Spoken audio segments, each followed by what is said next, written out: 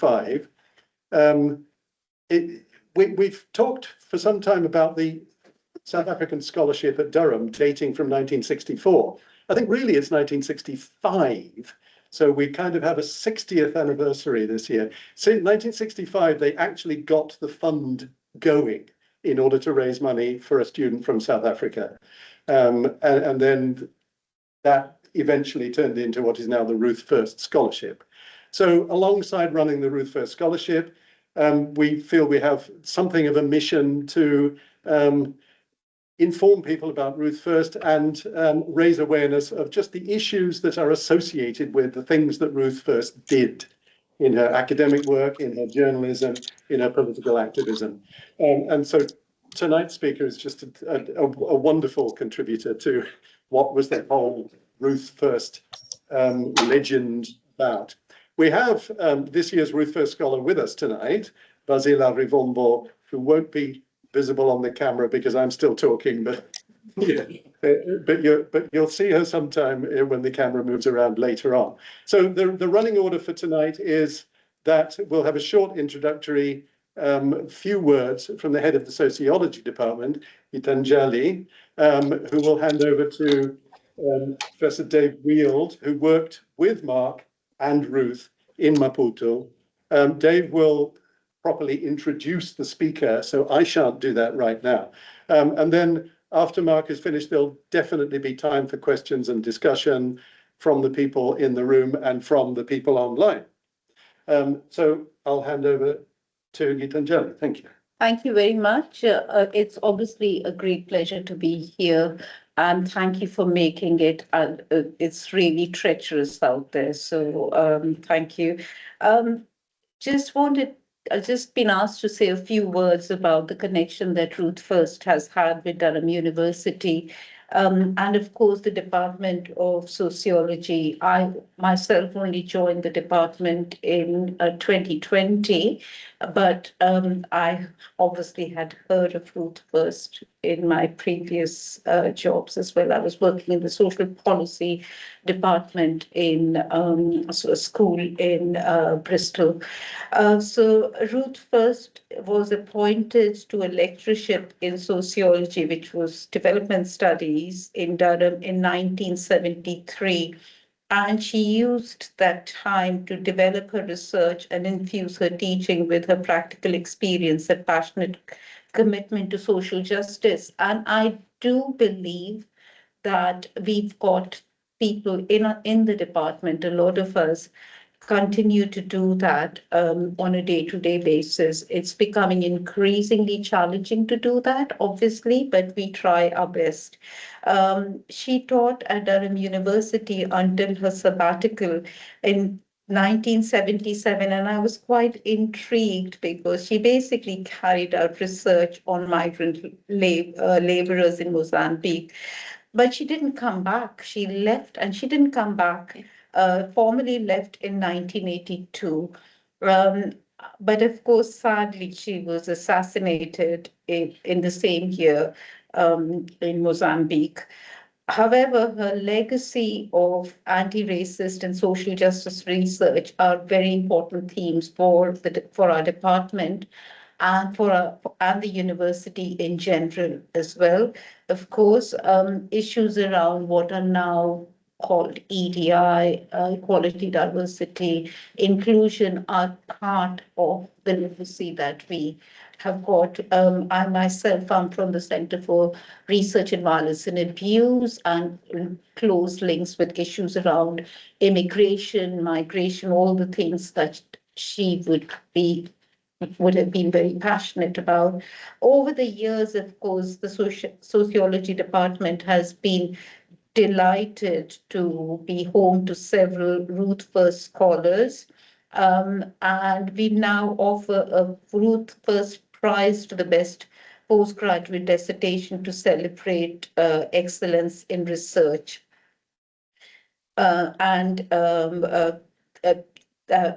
called a dissertation that would have the potential to make a difference to the world. We also have got some of Ruth First exhibition We have now moved to Mill Hill Lane, a new building. You've got no idea how important that is because it took about 20 years or something, probably. But we now actually have a physical space where we'll be able to show off and demonstrate some of the wonderful things that we've collected as part of her legacy. So I'm going to hand over to you now. It's okay. Thank you.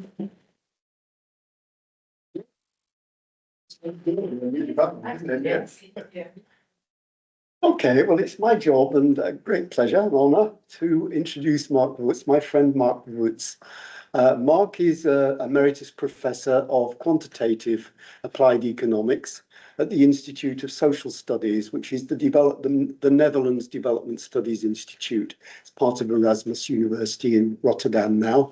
But I first met Marc in 1973 when we were both teaching in the University of Dar es Salaam. Marc went from doing a degree in mathematical economics. He's quite a nerd mathematically, and remains one, by the way. And he did his studies in Leuven in Belgium, and then 2 years in the University of Oxford studying mathematical economics. And then he avoided military service in Belgium by going to work for 4 years in the University of Dar es Salaam. And that's where I met him, teaching economics and coming to grips with a very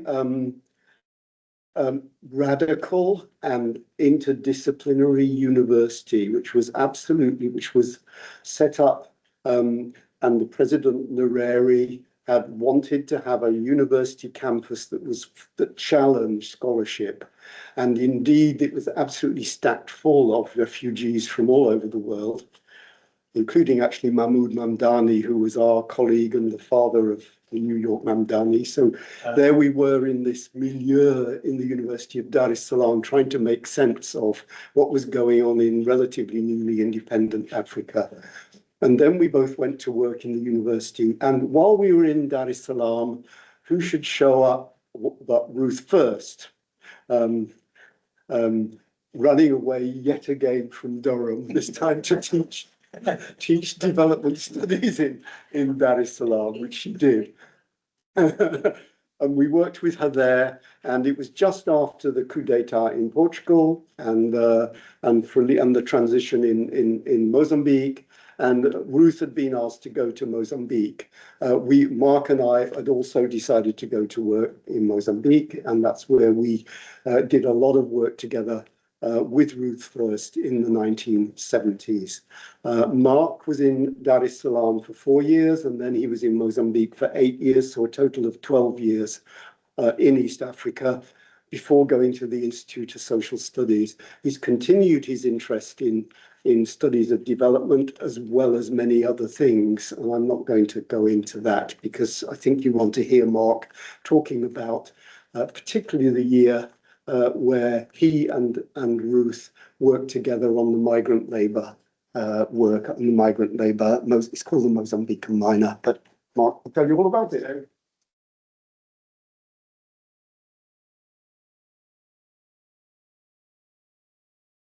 I found 2 weeks ago letters from Ruth First to me from the sociology department, where she's talking about how to get away and how to finish her exam model. And where she misused the headed note paper. I'll scan them and send them to the department. Thank you. Thanks. We don't want to give people tips. I'll send them to you. Thank you very much, and also thank you for these introductions and so on. First of all, I wanted to thank the Foundation for inviting me here and to talk again about Ruth, which is it was a wonderful experience to work with her and to be able to pick something out of it. Now, a lot has been written about Ruth First, and I'm not going to repeat or recast what other people have said. They're certainly in many ways much better than I could do. So what I wanted to focus on is not just the whole period in Mozambique, But that one period, the first time, Ruth came actually twice. She had come to Tanzania first during this term that she taught in Dar es Salaam. And at the when she was there, she went over to visit in Mozambique to talk to a director of the university. There was celebrations of independence in Mozambique, just become independent. And she talked to the rector of the university and to Aquino de Braganza, who had been a journalist and was very close to the liberation movements, and particularly then also Frelimo, and was also confidant of the then President Samora Machel and so on. So Aquino had been made the head of what was called the Centre of African Studies. That's where it all started. Now, Dave mentioned about the vibrancy of the University of Dar es Salaam. It was indeed people like Mondlane, but also people like Walter Rodney. And there was kind of a whole range of people that got together. And the University of Dar es Salaam was one big, vibrant discussion, but also very stimulating to make people think. The whole focus in relation to the student body was think for yourself and think independently. That was really what Dar es Salaam was about. And they produced it was an amazingly exciting environment. I'd come to there with absolutely no experience of Africa, no experience of development I got recruited because I knew mathematical economics and also planning technique and everything. But I was totally fascinated by this experience of, in this environment and these discussions and so on. And I was recruited by Justinian Remamu, who was a major scholar in Tanzania and who had invited me because of my technical basis, but that's how I got into it. And that's also then several years later when I met Ruth, when she came to Dar es Salaam and I got to know her. So Ruth had gone to the university in Maputo and had discussed that she would want to do research at the Centre of African Studies. And they agreed that she would do a study on migrant labor. The migration of Mozambican rural laborers to the South African mines, while the families stayed behind, like you would have with the homeland physically.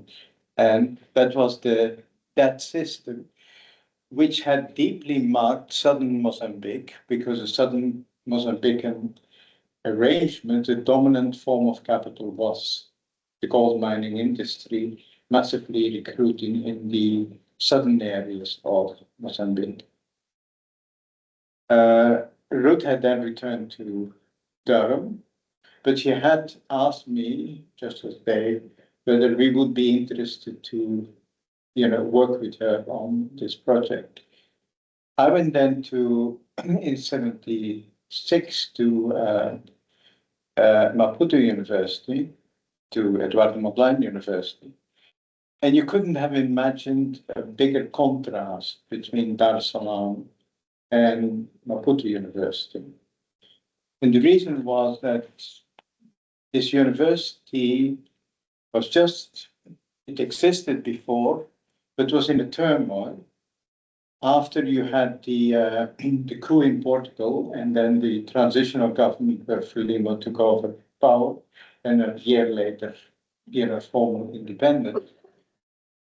You had a massive emigration of the Portuguese community, large majority of the population. But these were basically the people with education, with skills, who manned the state apparatus, who manned also the university, and who owned most of the small and medium enterprises. So it was kind of a massive immigration, also leading to quite a lot of production crisis at that time.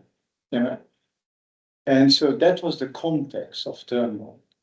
The university itself had emptied out of a lot of its academic staff. And there were quite a lot of Portuguese prior Portuguese, then turned Mozambican, mostly younger people who remained, who were committed to the change, but often had affiliations which were not necessarily directly to Frelimo. And at the university, one of the organizations there, which was quite important, was what was called the Associação Académica, which is the academic association, and they were very strongly affiliated with the Portuguese Communist Party, which was an underground party in Portugal, but also in Mozambique. So they took their cue much more from, say, the Soviet Union, which was the reference point for the thing. So the university was a kind of a strange place, and the rector had to keep that under check, you know.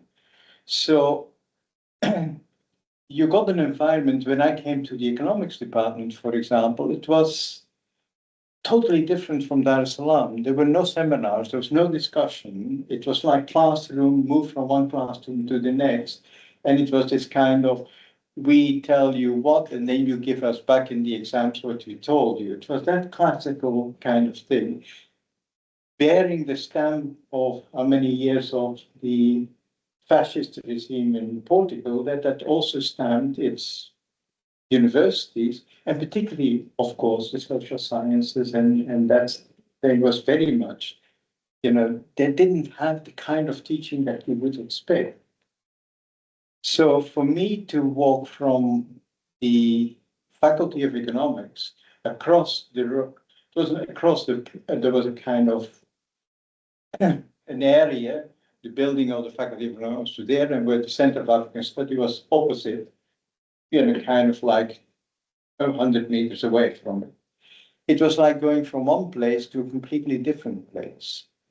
Because Aquino de Bragança created like a little oasis of where you had very free discussion and a lot of debates and so on, and it attracted people from within that university who were attracted to this atmosphere of free discussion and debate kind of thing, which was very different. So Dave and me, we moved from other faculties all the time, up and down, moving between two worlds. That was the situation. Now Ruth came in there, and she came the first time just for a year, you know, that she had kind of leave of absence from Durham. The second time she would come back in 1979 and then stayed until their death. You know, so that those were two different periods. In the first period, she just came to do a research project. Although there was a lot of other demands put on her that she was trying to stave off so that she could actually run this project. There was this turmoil going on and lots of ambitions of rapid change in Mozambique.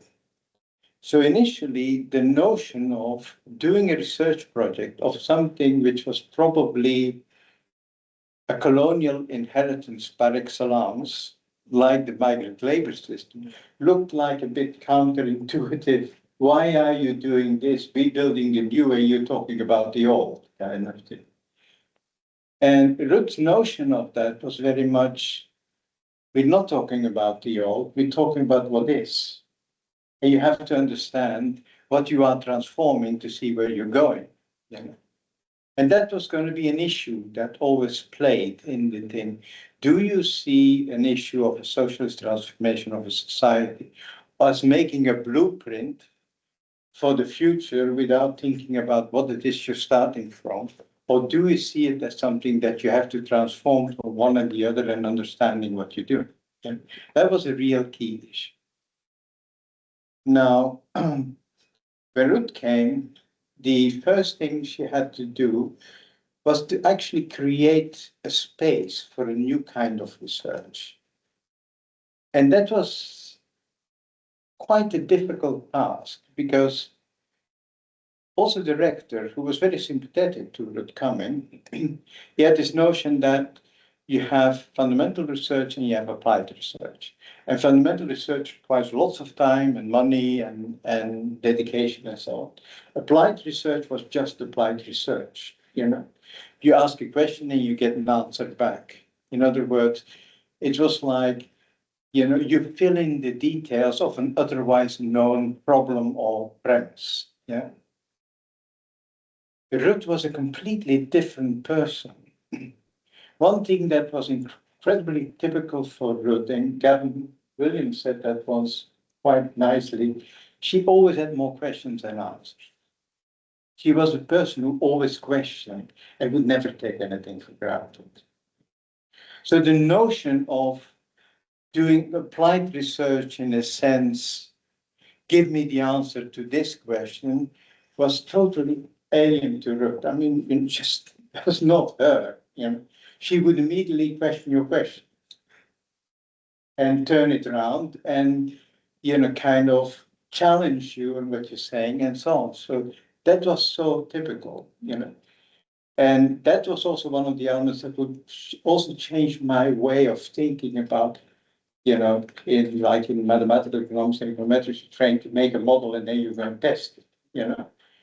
But not that you get ideas from what you're actually seeing and that you then develop your ideas through there. In a kind of, a statistician, Chuki, once said, you know, should your problem be to give a very precise answer to the wrong question, or should we give a vague answer to the right question? Well, Ruth was of the second type, you know. She was one better give an approximate answer to the right question than getting the, you know, spending all your time trying to answer the wrong question, you know. First locate with the questions. That was Ruth, you know. But the problem with that approach is obviously that you begin to make people feel uneasy because you're challenging their assumptions. It's not research that is just, here is what you asked for.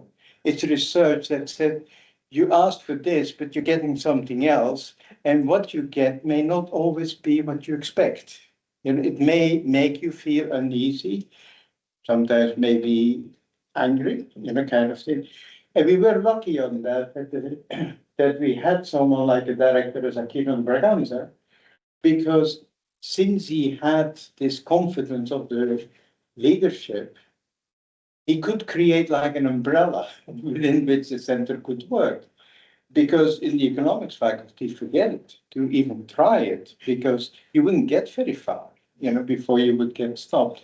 So there was this kind of space for it, but someone had to fill in that space and show it. And particularly then, if you take a project that seemed to be such a colonial inheritance thing, why bother about that and not immediately go for the fancy new building kind of thing? So that was that element of fighting for space that Ruth had to do, you know, kind of thing. So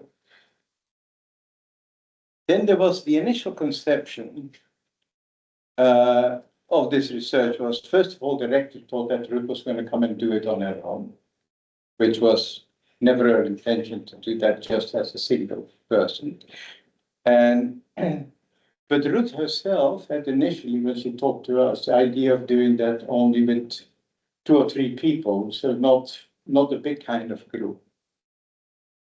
Dave and me had been already working with the center, and at the end of 1975, Aquino came to the center and say, Samora Machel wants us to say what's happening in Zimbabwe. They know the liberation struggles, but they don't know the situation in Zimbabwe.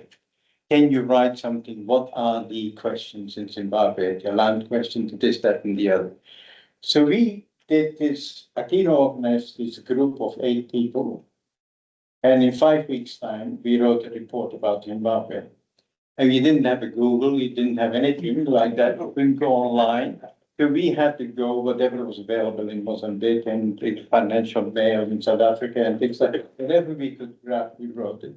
But we wrote this thing in a most fascinating experience. It was a desk study, but at the end of every day, we would sit together and have these discussions, you know, how do we explain what this thing is and trying to get ourselves, because I didn't know much about the then Rhodesian kind of thing and what we called the thing, the Rhodesian question.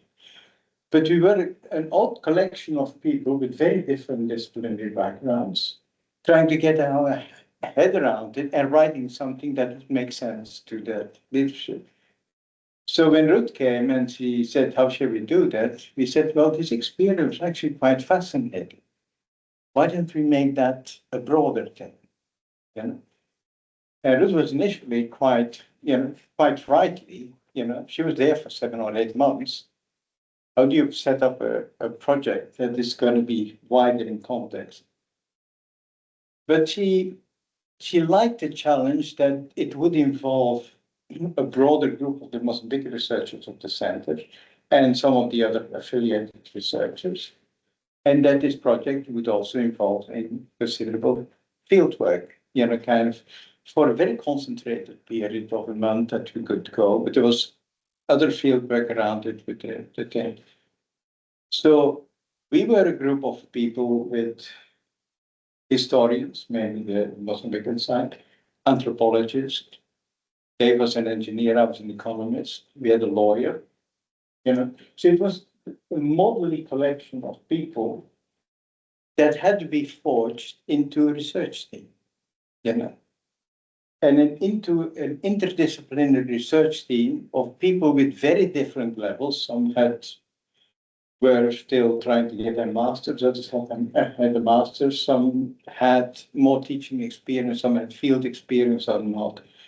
So how do you get that group as a coherent thing going? So we had to play it by ear. I mean, it was literally trial and error. It was never initially the idea of doing a bigger project. So we did that, and Ruth's solution to that was we set up a seminar and we tried to forge a team through a seminar. And the seminar would change its rhythm depending on how we progressed. So we started by reading the South African literature on migrant labor. That was Harold Walkley, Legacy, all these people in South Africa who were publishing on migrant labor. So that was initially, the first part of the seminar was weekly, kind of, what do we think of Harold Volpe? What do we think of Legacy and so on? Then we turned to Mozambique and we used the Mozambican historians and the lawyer and the thing to talk about what was the colonial history of Mozambique and what can we learn and the difference between the regions, particularly how Southern Africa got so engulfed by the mining sector, pulling its labor out of there. And so that was the second element. And then you had, say, one of the historians together with the lawyer told about the state-to-state agreements because the supply of labor from one country to the other involved formal state-to-state agreements, which involved the Portuguese colonial system had set it up in a way that when the miners went, you had a monopoly of recruitment from the South African mines. But the miners, when they were on the mines, they were only paid the full wages for the first 6 months. And from that onwards, they worked on up to a year and a half. They only received 40% of their wages on the mines. And the rest was paid out as a lump sum when they returned in Mozambique in the local currency and the escudo, kind of thing. But that the payment was made to the colonial state and then the Mozambican state in gold, right? And so then they paid in the miners their wages in the local currency, but the gold was then basically held there. And this was still the gold standard. The system and this was also the period when the official price of gold started deviating from the market price of gold because America had gone up the dollar standard. So that was this turbulent period. At the same time, the mines in South Africa had known 3 years of major strikes, and wages on the mines had increased enormously. So that was the context. On top of that, the recruitment of Mozambican labor had been at its maximum in 1975, because of Malawi had withdrawn, because they were squibbling with South Africa about terms of their agreement, and South Africa recruited more. So there was this kind of situation going. So that was the context that was happening at that time. and that we had to come to grips with.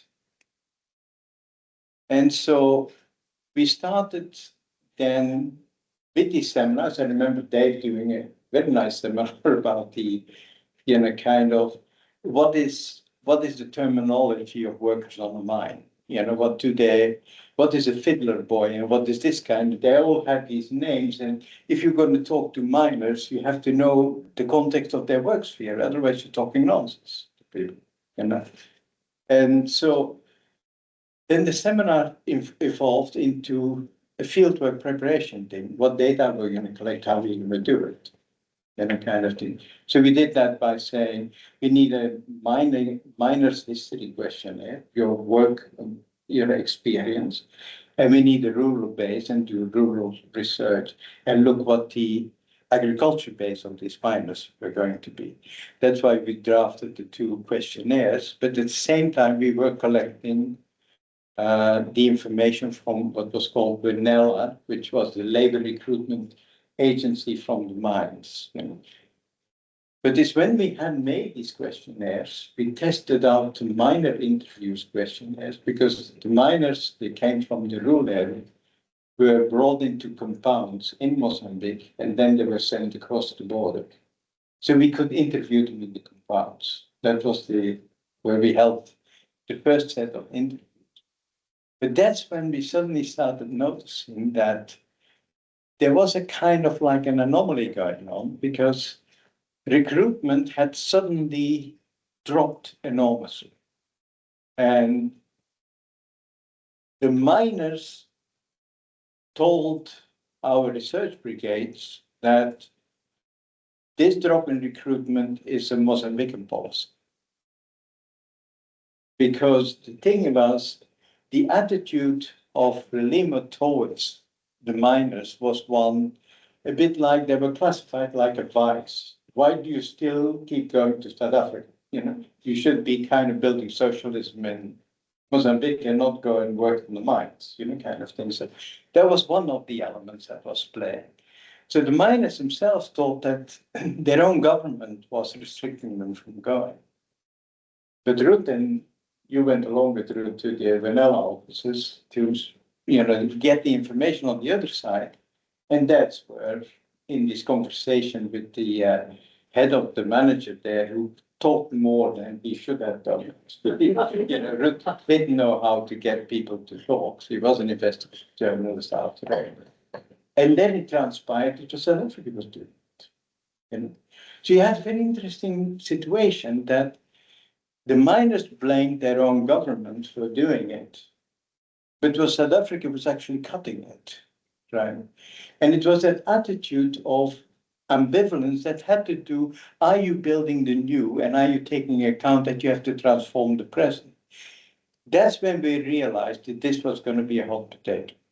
That this was something, a contentious thing, where you entered in a terrain of the uneasy things. And that was what Ruth was really good at, to just get beneath the skin and do it, kind of thing. This is where the question leads us, so we're going to follow it, never mind what, And we had, in some ways, the space to do it, but that was the end thing. Then we went to the rural, to Inhambane province, which by then the group of 12 had become taking students from the university, train them in a couple of days. So that group had become something like 30 or something. And then in Inhambane, we picked up local staff and so on. By the end, these brigades were 40 people, with drivers and so on, the whole logistics. And we had 5 brigades in the field. And there was one mobile brigade, which was Ruth, myself, and Salomon van der Melle, who we were fortunate to have him. He was probably the best driver of the university, and actually very, very sharp character kind of thing. You helps us all the finding our way in Inhambane. And so then we had all this investigating the rural beds. So this project that was meant to be 2-3 people doing something suddenly was running a show of 40 researchers across 5 brigades, racing through from one brigade to the next, and Dave was in Pembrokeshire, you were, and we had kind of, so each time, and each brigade was, we had to use, the South Africans were writing off the migrant labor as migrant labor, family agriculture was a subsidy of mines. So it made labor cheap because you didn't have to support the whole family, and you could push the labor back in the rural areas whenever you didn't need it. That was the system, that's the thing. But it gave a kind of an additive notion. Wages plus family agriculture makes subsistence. I think the two added up. And that was a starting idea, but not something that we necessarily took for granted to be true, whether this was the context. So it was also by how is that relation really? What kind of family agriculture is this? And what kind of connection is there really to labor? Particularly in a context where a lot of the payment of the wages was deferred and then paid out in Mozambique. So a lot of that remittance were not regular remittances, but were lump sum remittances that injected in that society, which had a different effect. So we began to see the nuances, which were very different from inside South Africa and other things. So still began to get clear this problem is more deep-seated, and the brigade solved it in very different ways. That was the interesting thing. One brigade went off on a historical journey and said there was a historical relation between the hut tax that was charged to every hut, basically, and the bride price and the levels of the wages. So whenever the mine wages went up, the bride price went up, and the hut tax went up. So you could see what the correlations were, And the mine labor was the regulator of the bride price. Young men could only get married if they got enough money for the bride price, but that was regulated by the wages on the mines and so on. So, you could see these connections. So that gave us that sense of how deeply this was transformed. Dave's brigade was by noticing that some miners went only a few contracts and then more or less withdrew, although occasionally something could happen that they had to do another, and others kept on doing it their own life, which indicate differentiation in the rural community, kind of thing. So we began to see that this relation was not wages plus subsistence equals livelihood. No, it was an interactive thing. And what was seen to be a subsistence sector was actually a deeply commodified sector, which relied on that cash flow from wages in order to keep that system running. Yeah. When I discussed that with colleagues in the economics department, there are two comments on it saying, why are you researching something which is irrelevant to us? And they were working in the planning years. They said that was irrelevant. We had then had to make the point, then I learned a thing. I came to Mozambique and I taught economic models and econometrics and so on. And then I realized that, so I was used to work on macro models and I saw field work as, it was completely out of my comfort zone, but it was also something that I thought these are different things. You do different things. One thing I learned about if you engage in micro level field work, it doesn't mean that you abandon macro. You just look at it from a different perspective because the particular resides in the general. And you can only understand that relation. The nuances of the general only reveal themselves in the particular instances. And that is something that always stayed with me, that you cannot, break away from this. But I don't think I would have ever had that lesson if we weren't working in an interdisciplinary context. Because you have to transgress your discipline, learn the value of the others, but then you have to bring it back into your own discipline It's what Roger Kneebone from London College, University College, where is it? It's called cross-disciplinary exploration. You have to go outside to see both the strengths of your own method, but also its weaknesses, and see how you can deepen your own too. So interdisciplinarity is not going away from your discipline. It is learning from the others to make your own disciplinary thing better and make the whole practice better. And I thought, on that account, the center was way ahead of. Later, I worked in the Institute of Social Studies, which is an interdisciplinary, but actually a lot of the interdisciplinary teaching is teaching along the least common denominator. Oh, don't teach too much of that because that's too difficult. Don't teach too much. No, people come with disciplinary backgrounds to your courses. You have to deepen them in their own, but learning to appreciate the others. Otherwise, you don't do interdisciplinary research. And that's one thing I learned from that project. That's probably one of the most important lessons. My kind of keeping my time. So, tell me when I'm boring you to the bits, because I'm. So that was the element. So then we had this write-up program, and there it became a rush because we came out of the field in July, and then we tried to reinstate the seminar, but then you had the thing that writing up becomes the overriding constraint because failure was not an option.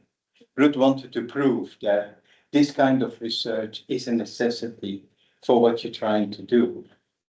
So that's where also a few bruises in the sense of, you had to edit your process. And Ruth was an excellent editor, but she was a ruthless editor, kind of thing. She wouldn't take nonsense for granted.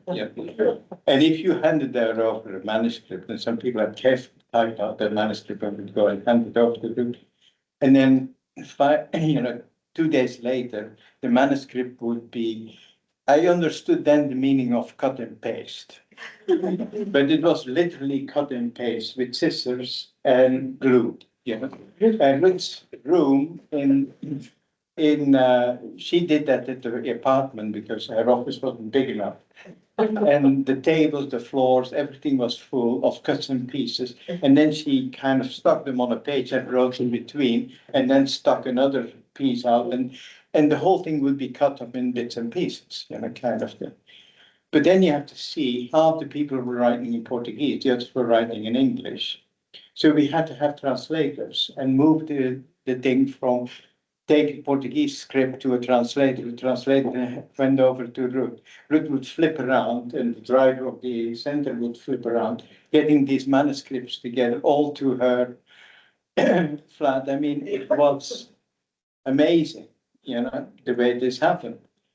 I remember one evening, one afternoon, Ruth coming to our house, and she said, I just got a chapter on agriculture. It's actually not what we want. It's kind of description of the ratio, but we want an argument about this worker-peasant situation. So she said, we don't have time. Go upstairs and write it. I'm going to sleep here a bit because I'm that tired. I'm going to sleep. You write it and bring it back. So I went upstairs and I wrote that section. So I went back down and I said, have a look and see what you do. She went off with this and so on. It went like that. I mean, it was a mad rush, the whole thing, But she was amazing in a sense of all the things that were going on, because Alpheus Manghesi was a sociologist, but he spoke the local language, Shangaan, and he collected songs. And songs that the women sang about their situation of being married to migrant laborers, and the songs that the man sang on the mines, which were fascinating songs. And then when Ruth put it all together, what amazed me is that the one thing that was so specific of her, Ruth was very interested in theory, but she never put theory first. You know, she never kind of started writing, now we're going to give you a whole theoretical treatise before we show you anything else.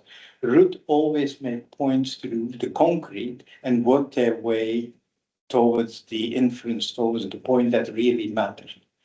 And that was such a powerful thing that I learned from her.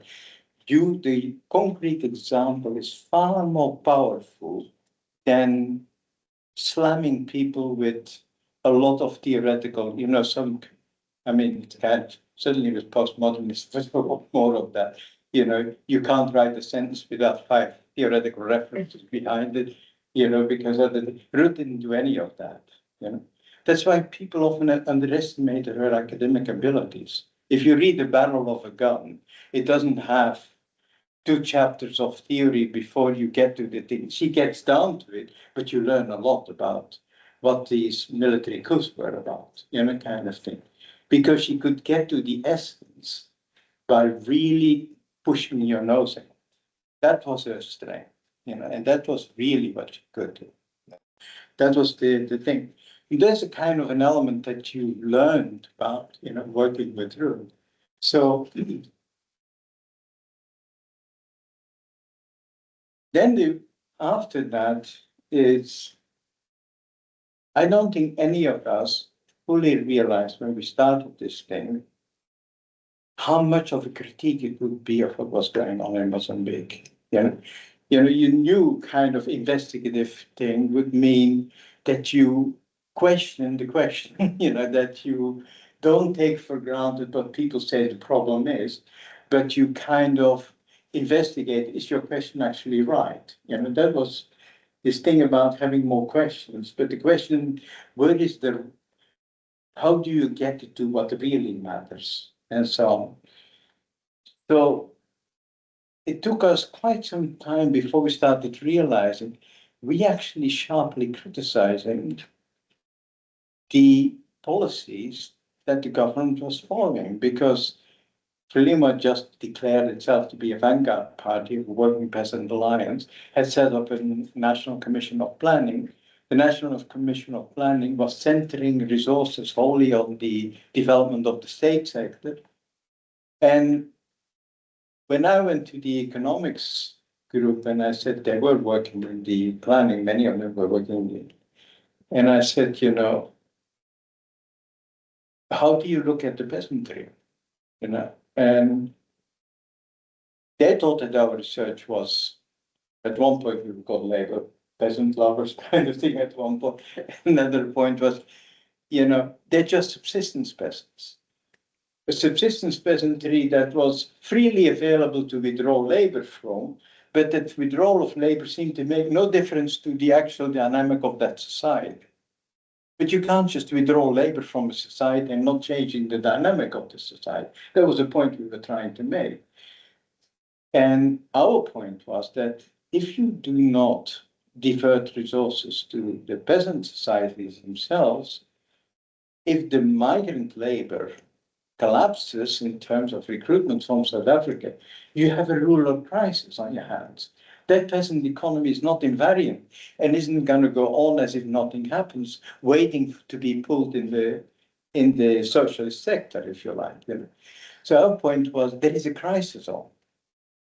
But the crisis reflected itself that particularly the younger people first and then the others would go to the urban centers to try to find work, cash work, to keep their system running. But then it was identified as a problem of urban unemployment. Because the year after we were asked by the center, can you tell us how many urban unemployed we are? And then we send them to the state farms. And basically when we thought that that question was a bit funny, but we said, okay, we'll talk to you about employment. I said, you're asking the wrong question. The dynamic, the people that you see as urban unemployed are migrants from the rural areas going to look for work in the towns, and you want to round them up and send them to the state fund. You have to solve the problem in the rural area in the first place. You see what I mean? So you got in the thing. But that's why I also learned about how the particular really teaches you what's really happening, because one thing that had surprised me about living in the first couple of years in Mozambique There was a production crisis on because of the large-scale immigration, of the thing. So production fell, but there was no foreign exchange crisis. And I thought it's quite strange, The first couple of years, the supplies were not particularly good. I thought, what's happening here? But when we did the mining project, a lot of things became clear because you had a massive increase in wages on the mines. You had the deviation of the official price of gold from the thing.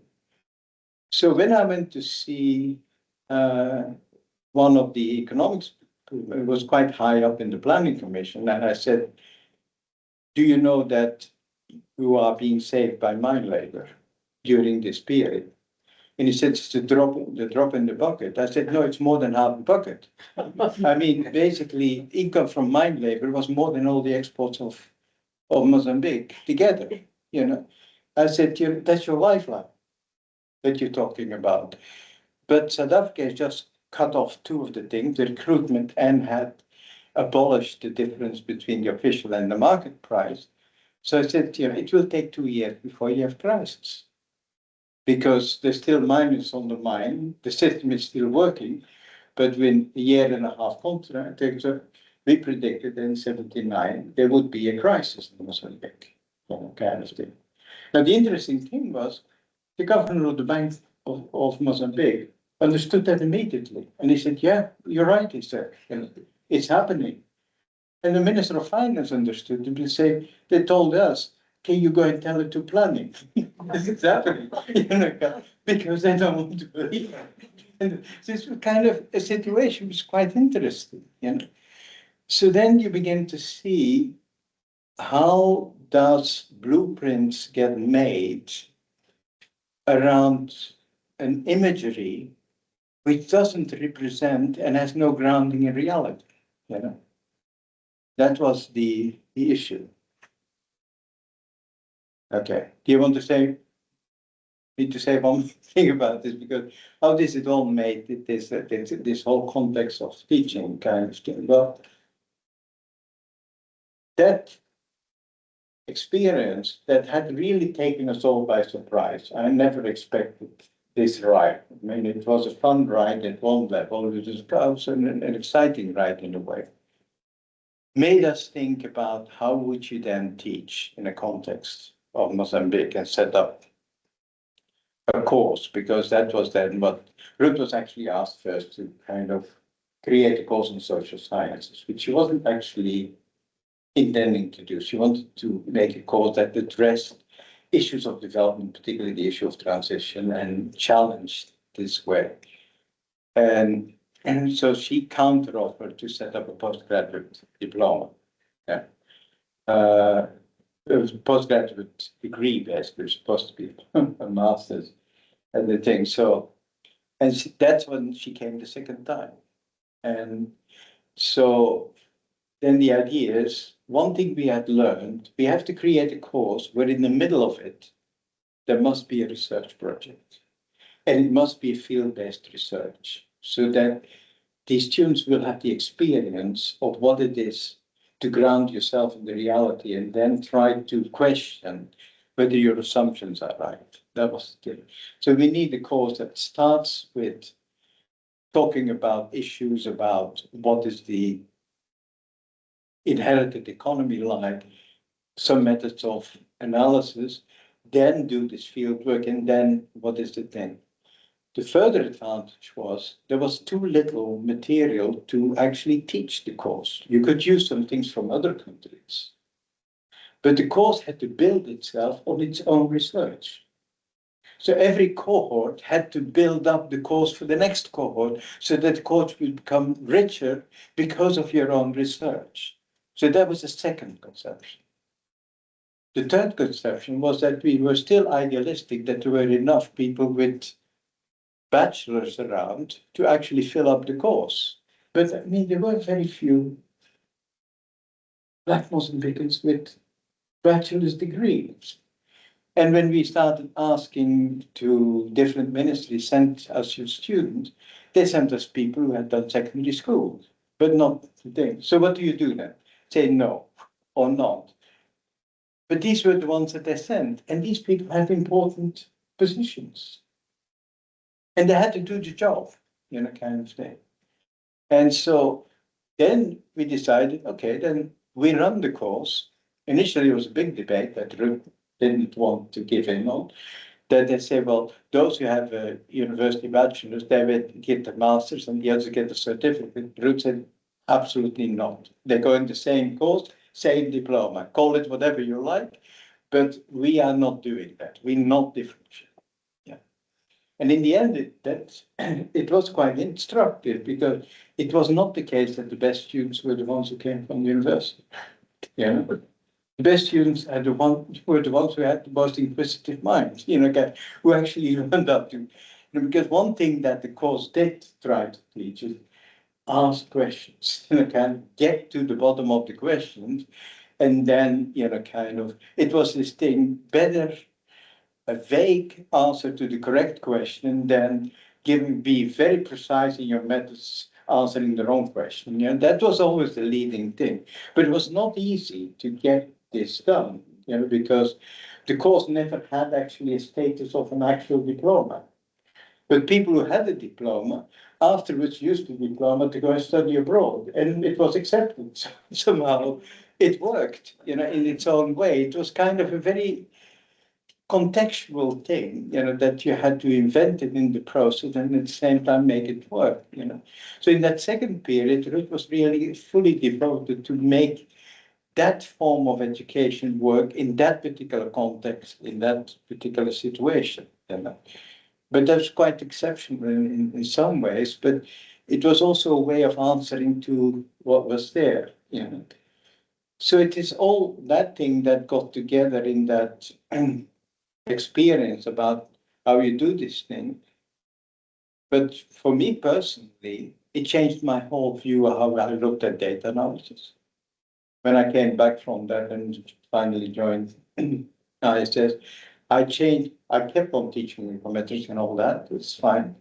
But I began to see that the exploration, the process of discovery is far more important than the process of confirmation. Confirming an idea that you already have, yeah, it's good that you do that. And it's very important that you do it. In some instances, it's essential that you do it. But the real thing is to get the idea in the first place. And that kind of element also means that the traditional statistical sequence, you must have a hypothesis, and then you go and test the hypothesis, and then you draw your conclusions. Completely ignores that a lot of your hypotheses come from careful observation of the data in the first place. And that you were never taught how to do this, kind of thing. And it changed completely. That's how I got interested in explorative data analysis and how do you actually investigate things to get ideas and not investigate things to confirm ideas, which is a different thing and so on. But also in the way you approach your own analysis and the way you look at an economy, that you say that learn from how others look at it to reframe how you yourself look at it. So you become much more aware of nuances, of contingency, of process than you would do of just structure and modeling a structure. You see what I mean? Kind of thing. So in that sense, and I think that was probably for all of us during that experience, it was the most fascinating ride. But it was amazing how Ruth could bring that kind of atmosphere together and do it off the cuff, because we started on this thing. There wasn't even an idea of doing a collective research project. There wasn't even an idea of bringing a group that in the end ended up about 40 people in the field. And so, and yet somehow it combined together and it worked. Now to me, that was a legacy of it. So thanks.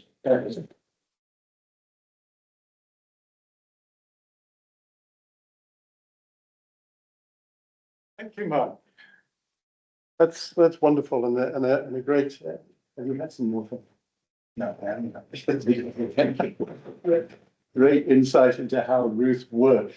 Can you keep an eye, Chris, on hands being raised on the screen? So for the people who are online, use the little raise hand feature at the top of the screen if you want to ask a question, and Chris will spot you. But who in the room would like to kick off? Susan. It's wonderful, and the way you tell us, the way you narrate is also wonderful, Mark. Thank you so much. But as someone whose background is more in Latin America, it just resonated. Again, seeing, I prefer the word campesino because unfortunately in English the word peasant has all the wrong overtones. But the tendency to view them through lenses that were generated elsewhere, to insist on those representations, even when there's so a wealth of counter evidence. I think it's also incredibly brave to be doing what Ruth and the rest of you did at a time when, in fact, particular ideologies were so powerful and the relationships that informed them were so powerful, because even in our own time, in a place like Durham, orthodoxies exist and they are not challenged easily and not always with impunity. So the picture you've woven is actually a really beautiful one, but it sounds as though you were all working very hard, but having a wonderful time. Have you glossed over some of the pressures to have? There were a lot of pressures, and it was not easy at all, both within the center and because to, kind of, the center had a number of academics together. And academics like to do their own thing and their own publications. And, kind of, this system, like the teaching itself also, was a system where everybody sat in everybody's classes. It was a course run collectively as well. We had the students only 12 hours in a week, but during those 12 hours, all the teachers were there in every class, kind of thing, so that we knew what each other was saying, and it was always a discussion that was going on, But that demanded a lot from people, and it did cause issues, You also had other contradictions that emerged from within the group, is that you want to produce research, but it is not just have a tried research, hand in an essay, and then we'll see whether it's good research. Because we wanted to produce material that would actually stand up to scrutiny and would enrich the course in the future, kind of thing. But it means that you make decisions, that you kind of, have to say, no, we're going to do it this way or that way. And then, it can leave rough edges, kind of about, the handling of the process and the outcome, and how the process leads to the outcome can often get kind of mixed up. And all these things were at play, and that can give contradiction. That was there. The other element of contradiction was that you're operating in a university where the Mozambican staff at first reduced. I already explained this thing with the association academic and so on. But then you had a lot of people from Soviet Union and from East Germany coming in. And you had a normal thing about, the three main courses during the bachelor. The first was historical and dialectical materialism, and the second was political economy of capitalism, and the third one, political economy of socialism. Now, that was a catechism, And the students disliked it. The students really disliked it because it was, this is what capitalism is like, this is socialism is like, and you then repeat what we said, and then you pass your exam, kind of thing. So the students were not particularly in favor of this, but it was kind of imposed. And the center was the odd one out in the way we were doing things. So you had a struggle about how is Marxism a dogma that you teach, or is it just a way in which you address questions, but all the time being aware that, kind of look first what you're doing and ask the right questions, and don't go and the thing. And at one point, I remember we were drawn in, that there was a shortage of teachers of the political economy courses.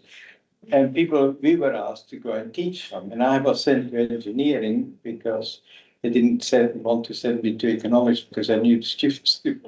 I was sent to engineering to go and teach political economy or socialism. But I had to come in after someone had already started teaching it. And I remember coming in the room, and there's all these students sitting in front of you. And you could tell when you went into the room that the students looked at you with that way that students can have us think, you know, we have to be here because they record whether we came, but be sure we will be utterly bored and be not interested. But that way of looking, without that silent protest of students, we have to sit through this thing, so get it over with and do it.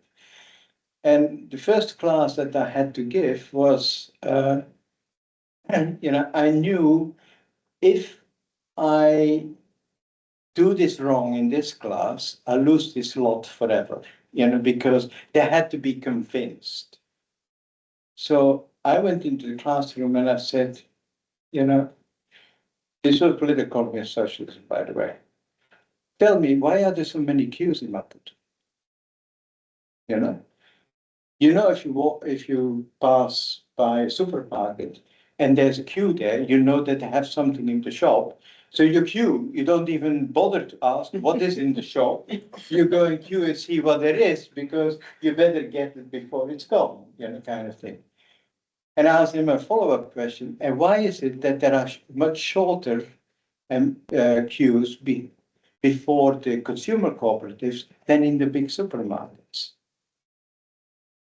And you have now been doing already political economy of capitalism and some political economy of socialism. Now tell me, what's the answer? And they were flabbergasted. They were staring at me, saying, you dare to talk about something that's happening in Maputo, kind of thing. You know, so, you know, from then it was not difficult. Because in the next class, I told them, look, when we were doing the miner research, we were in a village. And the head of the group in the Zoom door in a meeting said, you shouldn't be going to the mines, you should stay here and build socialism and so on. Yeah. And I gave him that. And I said, afterwards, he invited us, that was Ruth and myself and Salomon, to his house. And he had been a miner himself. And he said, you know, it's tough, he said, you know. These friends of mine, they can still go to the mines, they make money. But I have to stay here and build socialism. It doesn't pay very much, you know. So I told him that story. And I said to them, do you think this guy is a hypocrite? Yeah. The students were stunned that you dare to raise this question. And I said, no, I think he's actually a very committed party member, but also wondering, what's the line here? You know, you are talking about our livelihoods, and we know that we depend on this, and we need this. And what are your alternatives so that we can have a decent life? So I was telling them that too. But that backfired because then a couple of weeks later, we had this big meeting being called, chaired by the rector, called by some of the staff members of the SSSO and also some of the Germans and so on. And about the teaching of, you know, these courses.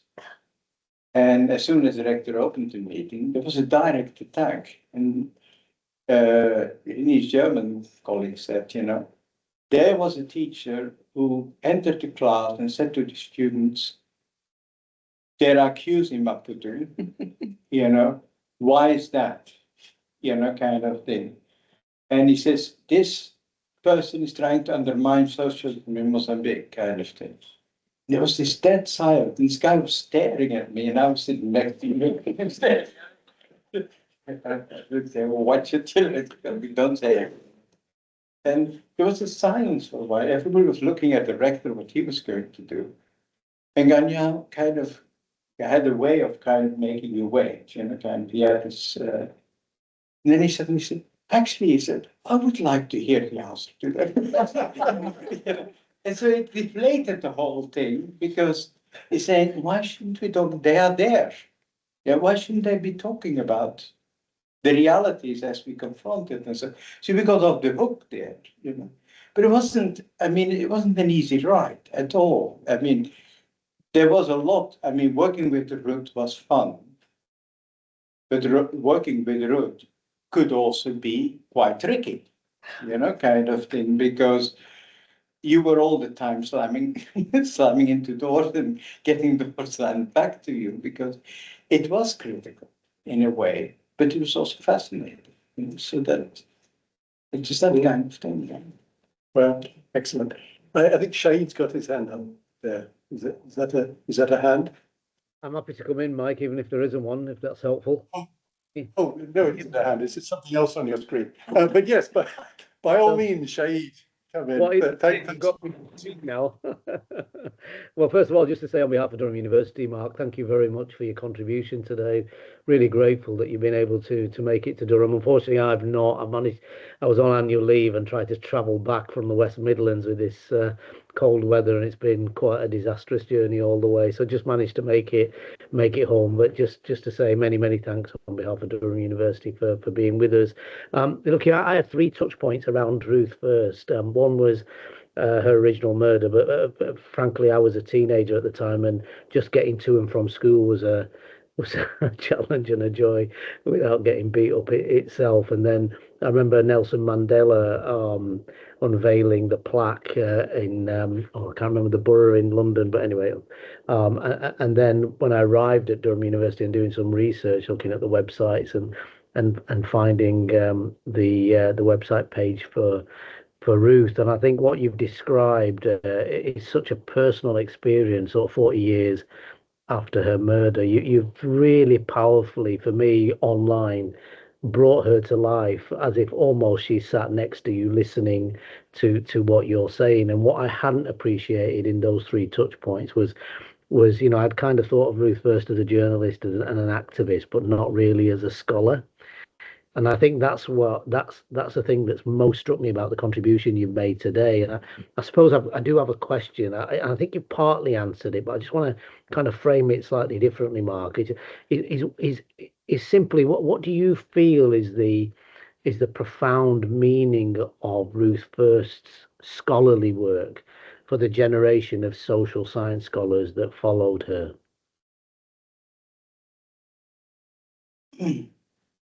Yeah, that's a very interesting question, and I don't know whether I can give a complete answer to that. One thing, as I said, I think that Ruth was often underestimated as a scholar because she was such a good writer and because she was so concrete in her writing. And scholars expect that you first, you know, display your theoretical knowledge that, you know, must be on large display, because sometimes, as they say about statistics as well, if you want to impress people with statistics, go around and write a lot of equations and do a lot of things, so that you know, that it's a bit the expression that some people use statistics like a drunk uses a lamppost for support rather than illumination, you know, I mean, and some academics write like that. And Ruth didn't write like that. She wrote for illumination, and she wrote direct, you know. That's why a book like the Barrel of a Gun is so powerful, because you feel she's writing about what's real.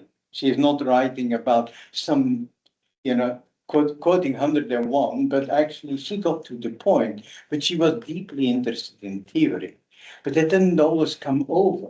If you read the Black Gold, it is that mosaic, but if you combine the narratives, the songs, the data, and the thing, you get kind of a very complex picture that tries to get to what is the essence of what is going on here, you know. And that was her strength, that way of, she was incredibly good writer. That's why also working in Mozambique for her was often a very frustrating experience.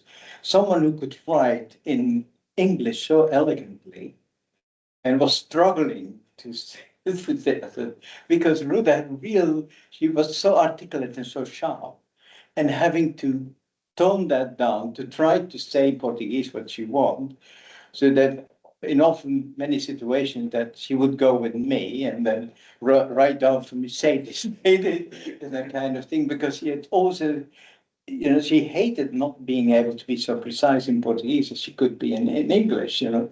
It was a real sacrifice for her. And in that sense, she was, the dedication she had, because the minor was a project which was her own research project, which she did with the collective, and that's it's also, you know, kind of, but it was a research project where she could really bring that to the open and write it down. But all the research that was done in the center afterwards, she was doing it in the interest of the students, because she spent so much time to make sure that these different research projects would end up in something that would potentially be publishable and that would enrich the cause. But it took a lot of her own writing away that she could have written if she wasn't doing it. But she had an enormous kind of dedication to that kind of scholarship.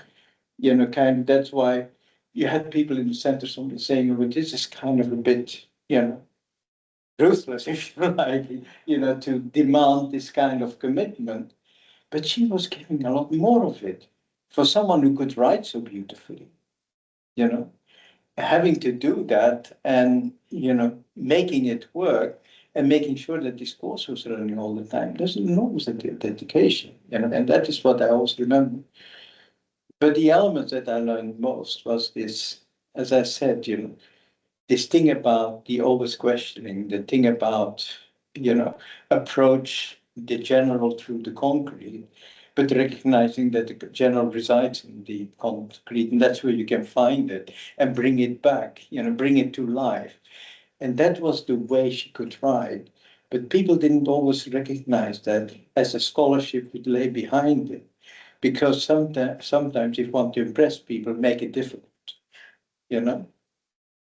But there's a difference between something being complex and explaining it well, and something not being so complex, but explaining it in a complicated way and getting away with it because it looks so complicated that others say, this must be good because it's complicated. Yeah. She didn't have any of that. And that's what made Ruth a scholar. But that's why other people might say, oh, she wasn't so much of a scholar because she didn't display that kind of impress people till they said, this one must know a lot because I haven't understood the word of what she said, and the kind of thing. And that was the thing that really attracted me working with Ruth. Yeah. Great. Thank you. Shahid is the Pro-Vice Chancellor for EDI in the university. So, thanks for calling in, Shahid. Something from somebody else in the room? Just, you actually answered this point a bit, like follow up from Susan's question. You mentioned there are 40 people involved in the project. How many of them get the big picture to varying degrees and understood the potential implications? Look, it was kind of a situation that I think the people who got the picture, in a sense, well, hopefully got the picture, but there was also variation in that, was it's kind of that core group of 12 people who kind of start off from the beginning. Because the point was, if you go to the field, you need to have brigades. But we didn't have all students. Right. But the whole university had the July activities where students would go and had time then to go into field in different. And so the research project managed to get students from the university. But that meant these came from different faculties, were brought in.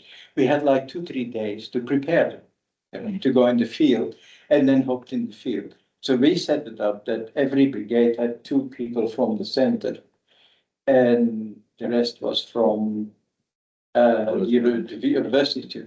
And that through doing it. But obviously afterwards, the students disappeared back. They never were part of the thing. Yeah.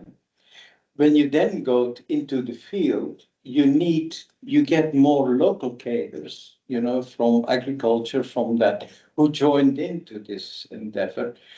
So you had a further kind of thing because, so people were involved in different levels. Okay? So it's difficult. normally what you would hope is that you could go back to some of those people and do it. But that was not possible in that period. But it did give the sense of, that's why we said we need to have an own student body and try it out with the students. But even there, when you have that people didn't even have a university degree coming, if you can just bring over a sense of what it is to ask questions and deepen out, you know that there will be deficiencies. But we also found that there were a number of people who hadn't had a university education, who were surprisingly good at pinpointing problems and getting to the essence, even if they didn't have the whole apparatus to deal with it, and kind of thing. So we learned a lot about what you should look for, but it was definitely a very unfinished thing. And we were after a number of these sessions thinking about how do we revamp this into something that takes care of the weaknesses inherent in that system, because it's an ongoing concern. Yeah. The thing is, like, too many people see the big picture, understand the implication. You can have something more serious than reading with the record. Yeah. It was kind of, there were real issues around it, but also in the context where there were all kinds of, because one of the last things that Ruth did before she was killed was this conference was organized with UNESCO, and UNESCO wanted to bring its center to Maputo, and Ruth was not so happy about that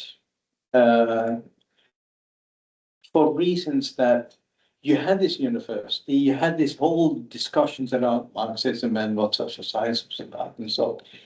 And then to complicate it with yet another institution which was going to kind of come into that. Ruth was wary about getting involved in yet another thing, which, kind of thing, but that wasn't always properly understood. Because let's bring this thing in and so on. So, it was quite a frustrating thing. There were real frustrating elements in this. It's not a plain, easy ride, but it was definitely very fascinating ride. That was an amazing experience, yeah. We should finish soon, I think. We've gone past 7:30. Was there anyone, I should look at this. Is there anyone online who wants to ask another question? Speak up. No?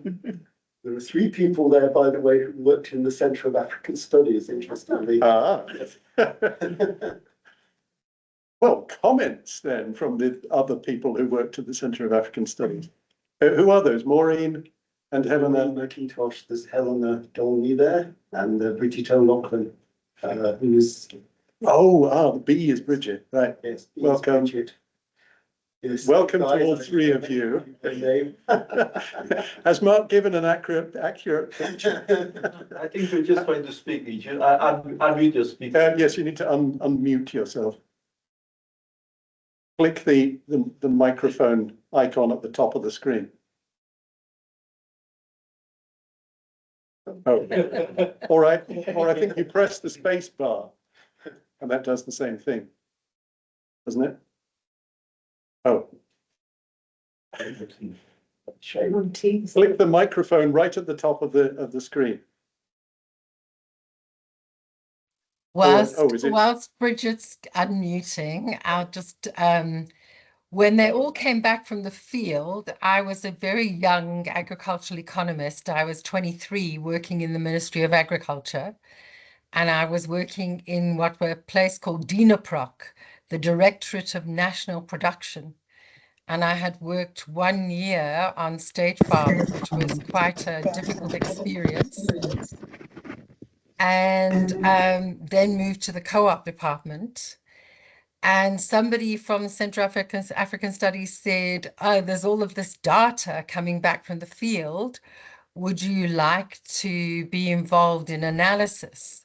So I found myself doing Sunday mornings and learning about peasant differentiation, which I had not learned about in my agricultural economics degree at Reading University, and which was totally revelatory in giving a window on how agricultural systems worked. And the point that I really liked about what Marc said was that observation of Zandamela and other people about people having different reasons for mining, going to the mines in South Africa. Some were accumulating and some it was topping up. Some were poor peasants and some were accumulating peasants. And that was just amazing for me as a very young, early 20s agricultural economist graduate. It was a gift. Thank you. Bridget, you're unmuted, so the floor is yours. I did unmute, didn't I? Yeah, no, I think the only thing I would like to add is to remember how active the Frelimo presence among people was, both in the city and in our field work, which is not to say that everybody was wise, but the big picture was something people were after. In the beginning, in those years, I found that authoritarianism, there was plenty of stuff about discipline, etc., but there was a huge amount of creativity, including things that you probably, would correct, but that were interesting because of people were doing. Like going once to visit, we were trying to do surveys of what we were going to be doing. I think it was one of the Zambezia things. And we stopped, there was somebody else with me, another colleague, and we stopped at this small ginning factory. And the manager of the ginning factory was one of the workers from before, because the Portuguese had left, and small factories like that didn't get somebody named by the government. So he was running this factory, and he said to us, well, Frelimo is in favor of workers as well as efficiency. So we don't get enough cotton anymore. Like right now we have, I can't remember how many bales. And that is not going to give all of our workers, there are only about 5, work for every day of the week. So we actually process fewer bales of cotton than we could in order to in order to provide work. So you can say, well, what does that represent? He would certainly have been criticized on this, but it was still part of this initiative, this trying to think with what Frelimo gave them, what there should be. And in the city at night, everybody, it was the safest place you could ever imagine. Why? Because everybody was out on the street. There were so many night classes, literacy classes, and the primary school classes were being taught at night school, and people were going after work to these night school classes. More men than women, but also, Gaza, the first field work we did in Gaza, the women were going to sit under a tree to do literacy classes, which were taught on a volunteer basis by a younger, not one of the teachers, but one of the younger senior students. And, there wasn't enough material, but people kept at it. So this is not to object to anything, but to say that part of what kept the center going was also that sense that the project we were involved in was an interesting one, a new one. And could be dogmatic, but there were many dogmas. There were many dogmas, and they weren't all the same within Marxism itself. It's true that people often called us the Western Marxists, absolutely. But even from amongst people from the GDR, there were people who had varied positions. And I think it's one of the things that's kind of important to remember about African revolutions. Yeah, they were all different, but they did offer a kind of space which really was new and very different. So, I mean, I know I sound like a hack, but really, I don't think I was. Thank you, Bridget. Did you want the last word, Maureen? Oh, no. I can make it very quick, but it was, I was smiling about the queues because the thing that I found myself doing was looking at pricing and the informal parallel, whatever you want to call them, markets that were diverting a lot of things, probably including cotton, away from the official channels. So studying queues and studying markets and so on, it raised all kinds of interesting policy conflicts. And also my experience was that within the ministry that I was working for, which was the internal trade one, very open-minded discussion, actually. As long as you just worked within the ministry, didn't publish, certain kinds of things. People would discuss very openly complicated questions about actually, socialism was working out, and in particular, all the problems with getting access to goods and where they all went. It was fascinating. It was a fascinating couple of years. Great, thank you. You must be exhausted. Sure. Yeah, it is. But I mean, it does, these examples also exemplify what that inquisitiveness was there. I also remember in one of the state farms, and that one, we had a meeting with the workers of the state farm, and that one of them got up and he said, "There's one thing I know for sure. This farm is not paying for our salaries," kind of thing. So who is paying this? And, they were, that inquisitiveness was there. And that's what I found was this power that Ruth brought out. But by going so concrete, people had more room to criticize. While if you put it too general, you immediately get slammed for your criticism. But when it came to that level, you found that there was that real inquisitiveness that came out in our students, that came out in the field work, that came out in the thing. And that's where you saw that there were so many questions that people were asking, and that you say, how do you organize your listening to that? And how do you channel that in analysis and not in a set of assumptions that you slap over, an experiment. Yeah. Okay.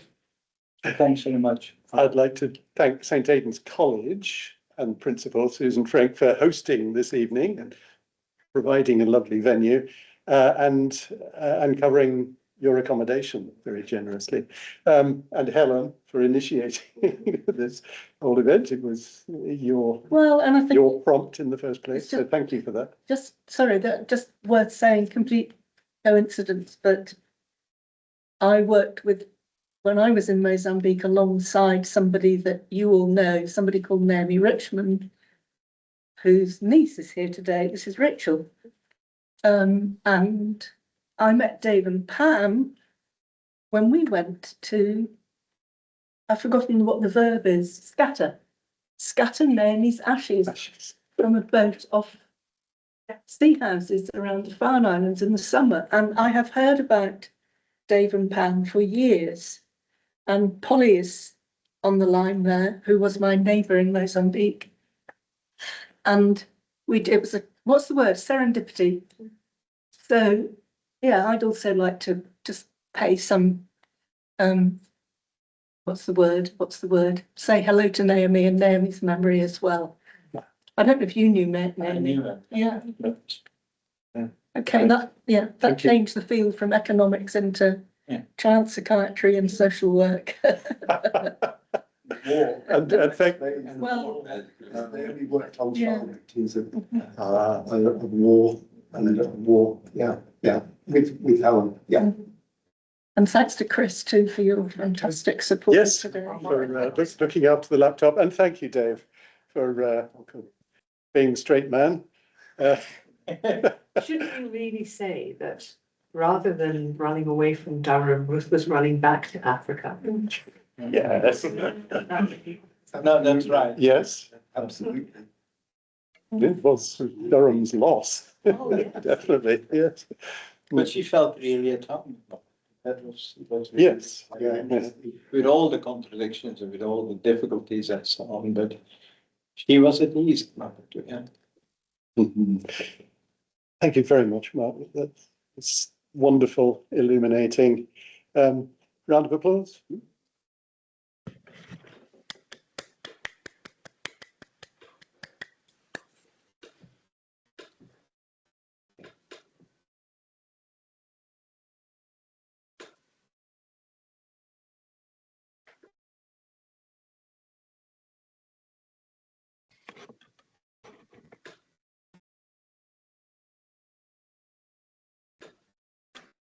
Hey, Polly.